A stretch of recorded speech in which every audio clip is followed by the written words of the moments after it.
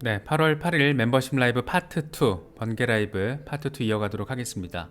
리플 시세 보고 참 아쉽다 이렇게 말씀하시는 분들, 생각하시는 분들 많은 것 같습니다. 일단 0.62달러 지지 테스트 지금 그렇게 순조롭진 않은데 어쨌든 그래도 0.6달러 위에서 자리하려고 상당히 노력을 하고 있는 그런 모습까지는 포착이 되고 있어요. 그래서 50일 단순 이동 평균이 지금 0.67달러고 20일 지수 이동 평균이 0.68달러이기 때문에 만약에 반등하게 되면 0.67에서 0.68달러까지 최악의 경우에는 0.56달러를 거쳐서 0.45달러까지 일단 뭐 라켓 쇼패드엔 이렇게 분석을 하고 있는데 지금 분위기상으로는 그래도 0.6달러는 지지를 받게 되지 않을까? 예, 특히 이제 인플레이션과 관련해서 긍정적인 상황이 펼쳐지고 비트코인의 이게 호재성 재료로 작용을 하고 비트코인의 의미 있는 반등세와 맞물려서 리플도 회복세를 함께 보여줄 수 있지 않을까. 뭐 개인적으로는 그렇게 좀 기대를 하고 있는데 뭐 시세 예측이라는 게 사실 뭐 이게 어떤 어렵잖아요. 기대를 하는 거지 이렇게 될 거다 이렇게 단정적으로 말하는 사람은 그건 다 사기꾼입니다. 단정적으로 말할 수가 없는 부분이라서 상당히 어려운데 그래서 우리가 반등 가능성과 후퇴 가능성을 기술적인 패턴을 놓고 지금 분석을 하고 그거를 숙지를 하는 거잖아요. 참 어려운 부분인데 어쨌든 그나마 0.6달러 위에서 지지를 받으려고 노력을 해주는 상황은 그나마 그래도 다행이다 뭐 이렇게 바라볼 수 있을 것 같습니다. 지금 가장 리플 시세를 짓누르고 있는 요인 하나 꼽자라면 당연히 이제 항소심 리스크입니다. 이번 리플 소송이 약식 재판이 어느 정도 5대5 절반의 승리로 마무리가 되긴 했는데 SEC가 항소를 할 수도 있다라는 어떤 뉘앙스들을 보여주다 보니까 항소심 리스크가 소송 리스크의 어떤 장기화 이렇게 해석이 되면서 상당히 XRP 시세를 억누르고 있는 그런 역할을 지금 해주고 있습니다.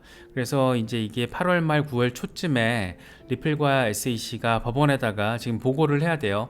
항소를 할지 안 할지 합의를 할지 여부를 결정하는 합의 미팅을 언제 진행하고 싶다라는 그 일정을 8월 말에서 9월 초 그 사이에 법원에 보고를 하게 됩니다. 그래서 빠르면 이번 달 말 이때쯤에는 항소심의 어떤 방향성과 관련해서 우리가 조금 뉘앙스를 바라볼 수 있는 그런 상황을 좀 느낄 수 있지 않을까 그런 생각이 들기도 하는데 이런 상황에서 조금 재밌는 이슈 포인트가 지금 만들어질지도 모르겠다. 그런 생각을 갖게 만드는 소식이 더해졌습니다. 지금 빌 힌먼 리플 소송과 관련해서 최대 빌런 중에 한 명이죠. 빌 힌먼.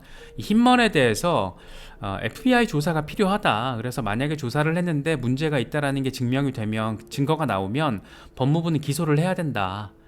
뭐 이런 지금 목소리가 쏟아지고 있습니다. 그래서 이게 만약에 실제로 벌어진다라고 한다면 사실상 항소심은 어렵겠죠. 지금 리플 소송 자체가 석연치 않은 SEC의 고위 공직자들의 어떤 일탈로 인해서 개인의 사익을 추구하기 위한 목적으로 공직자로서의 역할과 의무를 개나 줘버렸다. 지금 이렇게 비판받고 있는 그런 상황에서 이에 대한 수사가 공식적으로 이루어진다라면 이게 지금 항소심으로 갈 수 있을까? 뭐 이렇게 생각이 드는 거죠. 그래서 존 리드 스타크 SEC 출신입니다. SEC의 전 인터넷 집행국장 출신인데 이 사람이 이렇게 얘기를 해요.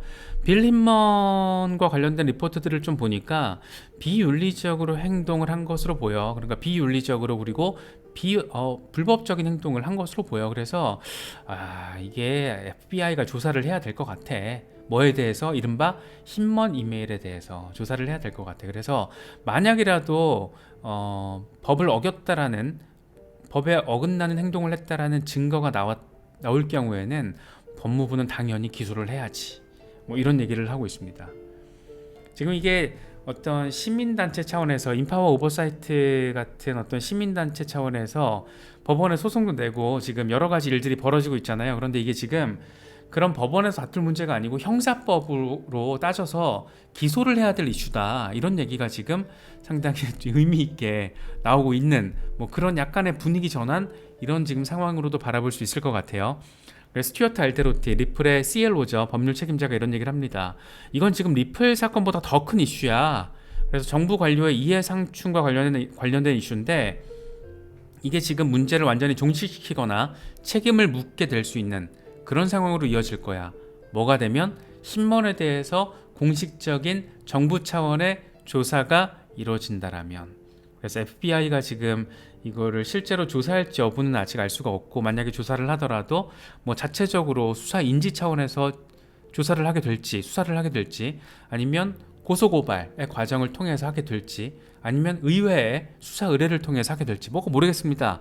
실제로 조사를 할지 안 할지 여부도 지금 판단하기 어렵고, 다만 지금 이런 식의 이야기들이 곳곳에서 무럭무럭 이야기가 나오면 어떤 공식적인 채널을 통해서 어떤 일이 충분히 벌어질 수 있다는 거는 우리가 지금까지 리플 소송과 관련된 부분들을 팔로우업을 하면서 굉장히 많이 봐왔잖아요. 그래서 이게 지금 간단치 않다. 단순히 XRP 커뮤니티 내부에서 그냥 막 지들끼리 떠드는 목소리 그 이상이 될 수 있다.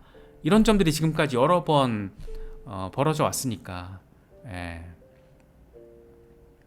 가장 대표적인 게 리플 소송에서 XRP 홀더들이 아미시 브리프를 제출을 했던 거죠. 이게 처음에 XRP 커뮤니티에서 그냥 막 화나서 나왔던 멘트인데 이게 진짜로 이루어졌잖아요. 7만 명 넘는 XRP 홀더들 의견 모아서 법원에 제출이 되는 상황. 실제 판결에 영향을 미칠 수 있는 그런 상황이 오피셜한 어떤 단계로 넘어가는 그런 일들 여러 가지가 있었죠. 그래서 이게 지금 단순히 커뮤니티 내부에서 그냥 나오는 말로 치부하기에는 간단치가 않았다라는 그런 사건이라는 점, 리플 소송이 그런 사건이었다라는 점을 고려를 해보면 이게 또 어떤 방식으로 불똥이 튀어서 어떤 공식적인 절차를 받게 될지 그것도 모르는 겁니다. 그래서 지금 이런 목소리가 나오는 거에 주목을 하고 있는 거고요. 그래서 빌 힘먼, 리플 소송 최대 빌런 빌 힘먼, 소송 과정에서도 참 그놈의 그 힘먼 스피치 이메일 공개 여부를 둘러싸고 SEC가 여러 차례 똥볼을 찼었는데 참 궁금합니다. 이번에도 인파워 오버사이트 같은 시민단체가 고소 고발을 하게 될지 아니면 뭐 어떻게 될지 모르겠는데, 확실한 거는 앞서서 말씀드렸던 것처럼 공식적인 절차로 이게 진행이 된다라고 하면 이거는 어떤 리플 소송과 관련해서 새로운 어떤 국면 전환의 소재가 될 수도 있다. 뭐 이렇게 또 해석할 여지도 충분히 자리하고 있다라고 개인적으로는 생각을 하고 있습니다. 그래서 지금 항소심 리스크가 굉장히 모호하긴 한데, 이런 부분들이 이 모호함이 불확실성으로 이어지고 있다가 어떤 하나의 긍정적인 임팩트가 빵 오면 그 불확실성이 곧장 확실성으로 전환이 돼 왔잖아요. 지금까지 여러 차례 그게 반복이 되어 왔기 때문에 이번에도 좀 그런 방식으로 뭐 특히 이제 인파워 오버사이트가 뭔가 액션을 하지 않을까라고 개인적으로는 바라보고 있는데, 한번 조금 기다려 보면 시간이 이건 좀 보여주지 않을까 생각이 됩니다. 지금 또 하나 재밌는 게 리플이 이 센티그레이드라는 플랫폼을 출범을 시켰어요. 이게 탄소 배출권 프로젝트라고 합니다. 예. 신뢰할 수 있는 품질의 탄소 배출권 공급을 증대시키는 것을 목적으로 한다. 탄소 배출권. 일단 기업 ESG 기업으로서, 친환경 기업으로서 지구의 지속 가능한 발전, 생태계를 구축하고 유지시키기 위해서 노력하는 기업으로서의 기업 브랜드 아이덴티티를 강화시키는 그런 목적, 일반적인 관점에서 바라봤을 때 그런 부분을 생각해 볼 수가 있는데, 이게 또 리플이 탄소 배출권 프로젝트에 돈을 쏟아붓고 있다라는 건 또 여러 가지 또 생각 지점들을 안기는 부분입니다. 이런 얘기를 해요. 이게 지금 리플이 공식적으로 밝힌 공식 입장문에서 나와 있는 건데, 이 탄소 제거와 관련된 파생 상품에 대해서 경제적 가치를 부여하는 새로운 방법을 만들겠다. 네, 새로운 방법을 만들겠다. 이게 진짜 간단치 않은 거거든요. 탄소 배출과 관련된 파생 상품의 경제적인 가치와 관련된 새로운 상품 만들겠다. 이게 어떤 의미일까? 근데 우린 기억하고 있습니다. 지난주에 리플이 국제 파생 상품 협회에 가입을 했다라는 거. 그러니까 이게 다 단선적인 하나의 사건이 아니고 여러 가지 사건이 맥락적인 함의를 지금 가지고 있다라는 겁니다. 국제 파생 상품 협회에 가입한 게 괜한 게 아니었구나. 여기에 가입해서 이 협회 회원들, 뭐 JP 모건, 뭐 블랙록, BNY 멜론 이런 대기업들과 금융 대기업들과 함께 회원으로서 활동을 하려고 하는 이유가 다 있었구나. 탄소 배출권과 관련해서 센티그레이드라는 플랫폼을 출범시키는 이유, 이게 첫 번째 이유고요. 첫 번째 어떤 배경으로 또 바라볼 수가 있고, 두 번째로는 이게 탄소 배출권이라고 하면 항상 이제 환경 파괴 이슈, 그 중심에 또 비트코인을 공격하는 사람들이 항상 얘기하는 게 비트코인의 어떤 이 환경 파괴 이슈잖아요. 그런데 지금 이게 리플은 이걸 해결하고 있다라는 거예요. 그러니까 우리는 탄소 배출권 상품을 통해서 이 탄소 배출권 이슈, 그러니까 지구의 지속 가능성을 위해서도 우리는 충분히 투자를 하고 있고 실질적인 프로젝트도 지원을 하고 있고, 기본적으로 XRP 레저가 친환경 탄소 배출과는 상관없는 친환경 플랫폼이라는 게 입증이 됐고, 이런 와중에 XRP 레저를 기반으로 한 STB, 샌더비치 이런 프로젝트를 통해서 비트코인이 실시간으로 저렴하게 송금될 수 있는 환경이, 기술이 이미 구축돼 있다. 다시 말해서 비트코인 라이트닝 네트워크와 동일한 효과를 XRP 레저를 통해서도 구현할 수 있다. 뭐를? 비트코인 송금을. 이런 지금 되게 비트코인 네트워크를 통해서 벌어질 수 있는 일들을 비트코인 네트워크가 아니고 XRP 레저 위에서도 충분히 진행을 할 수 있어. 그런데 우리는 친환경적이야. 심지어 이거를 파생 상품으로 만들어서 수익화도 시킬 수 있어. 그러니까 지구를 지키면서 돈도 벌 수 있고 수익화를 할 수 있고, 아마도 리플은 이거 돈 가지고 또 막 기부할 거예요. 그러면서 우리는 지구의 지속 가능성을 위해서 건전한 프로젝트를 만들고 시장을 개척해 나가는 그런 블록체인 핀테크 기업이야 라는 브랜드 아이덴티티가 더 강화될 겁니다.